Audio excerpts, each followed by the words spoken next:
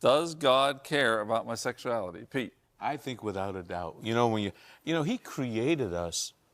There's a number of great books out there intended for pleasure by Dr. Wheatley. But in Proverbs chapter 18, verse 22, it says, "Let your fountain be blessed and rejoice with the wife of youth as a loving deer and a graceful doe. Let her breast satisfy you at all times and always be enraptured with her love." And again, what was brought out Pretty racy. Nah, I think romantic. You know what I mean? And I'm not, trying to be super spiritual, but I understand what you're saying. And then, if I'm correct, I think if you read the book of Song of Solomon, I think a man was not allowed to read that till he was 30 years old. And if you really take a look at the Song of Solomon, that is really talking about a love affair between a man and her husband. And so God cares about our sexuality. I really believe he does. And for those who are watching and maybe having some difficulties, I would highly recommend Tim and Beverly LaHaye's book, The Act of Marriage. I tell you what, it's you can get it on Amazon. I'm sure it's just a couple bucks now. I think there's millions and millions in print. Elaine and I insist, every couple we insist that they buy the book, and it's amazing. They go out and buy it. We had to read that at seminary. Did you really? The Act of Marriage. Yeah. What'd you think? It was fantastic. It was very good. Yeah. So, Ray, what's your take on this? I don't know, like in a certain sense, I don't know what the question means, like sexuality. What does that even mean nowadays? But, I think Pete stated it. God made us in his image. Part of being in his image is being male and female. God says that. Genesis 1:26, God said, "Let us make man in our image according to our likeness, and then let him have dominion," etc.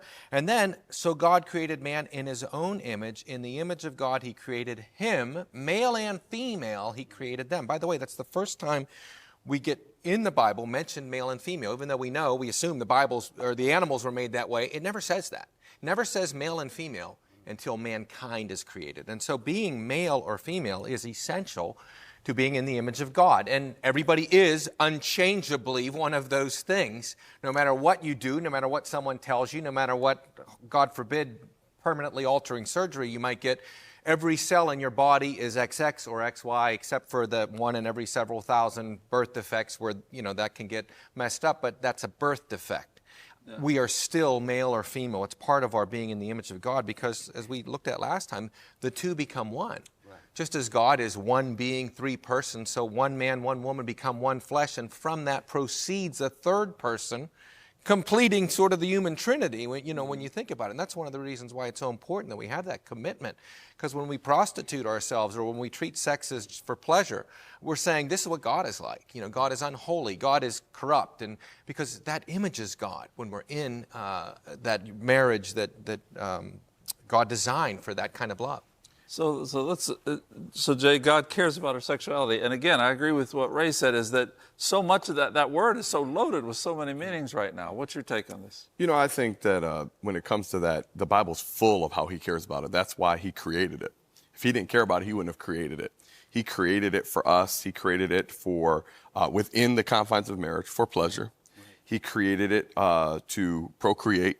He created it also for even comfort. We take a look how when Isaac lost his mother, said he went in and he was comforted by his wife. As a result, for comfort, there's a healing. Marvin Gaye had it right.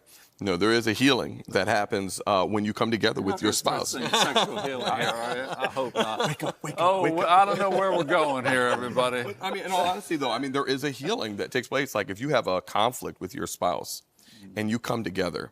It's amazing how people say, does God care about it? Of course he does. That's why he put the parameters around it, because it's meant to be operated in a certain way, in a certain facet. In a safe area, right? In a safe area. And I think it's important as well that if you notice when you're dating, I don't know how it was with you guys, but with my wife and I, we talk about it all the time. When we were dating, the devil would always he want to tempt you to come together. But then when you're married, if you get into disagreement, it's hard to come together sometimes.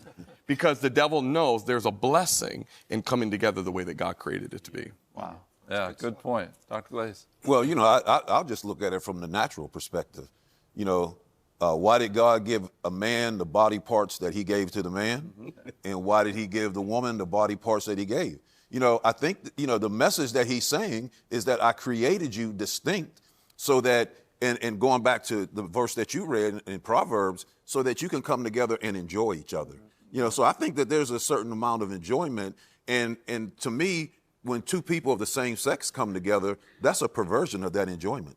And so definitely, you know, God created us, you know, as sexual individuals, and as Ray said, that's why he created one a male and one a female. So yeah, I think he cares about it. You know, he cares so much that he created them distinctly different. So the short answer is yes. Yes. God cares. And some of the outlines, like Ray brought out too, is that defraud not one another. So there's a time that, you know, a wife may need her husband's love, or a husband may need, and that's where, you know, and I highly recommend, there are so many fantastic marriage seminars all across the country, and I highly recommend that. I think a couple should go to one at least once a year. Yeah, very good. Very good. Very good counsel there.